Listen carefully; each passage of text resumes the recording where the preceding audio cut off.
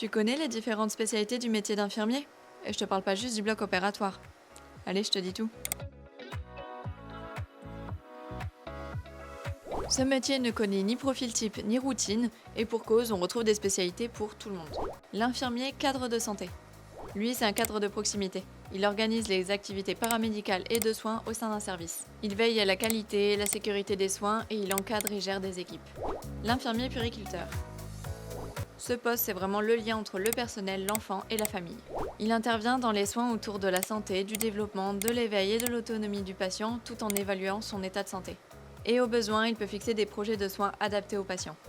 L'infirmier en pratique avancée. Ce métier peut s'exercer en ambulatoire, en établissement de santé. Ces interventions se font autour de 5 domaines.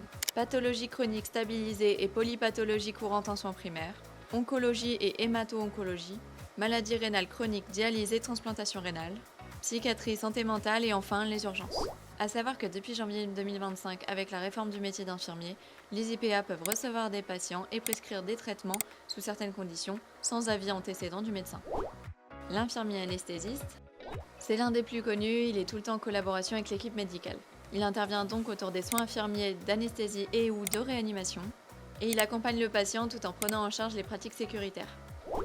L'infirmier de bloc opératoire, ce poste est en lien avec l'anesthésiste et en appui avec le chirurgien. C'est pour ça que cet infirmier assure plusieurs missions. La gestion des instruments chirurgicaux, l'accueil et l'installation du patient en salle d'opération, la pratique de certains actes chirurgicaux comme l'aspiration ou les sutures, ou encore le contrôle du respect des règles d'hygiène et de sécurité. L'infirmier coordinateur, lui, il s'assure de la qualité des soins dispensés et de la bonne prise en charge des patients. Il gère l'organisation du parcours de soins et les liens tissés avec les patients. L'infirmier libéral. Ce métier s'exerce à domicile et ou en cabinet privé.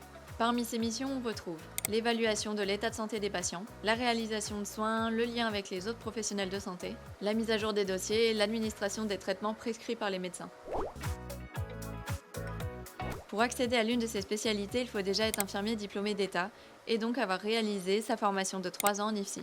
Et pour entrer en IFSI, il y a 2 voies, Parcoursup ou les sélections d'entrée organisées par les IFSI.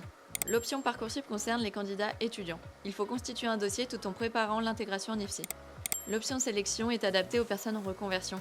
Il faudra passer les épreuves écrites et l'épreuve orale d'admission avant de préparer l'intégration en IFSI. Quelle que soit la voie d'accès, il est important de te préparer, que ce soit pour la sélection ou pour l'intégration en IFSI. Avec EFM, tu peux te former aux deux et c'est 100% à distance. À côté des cours écrits, tu as plusieurs outils à ta disposition, comme des tutos vidéo ou des cours en live.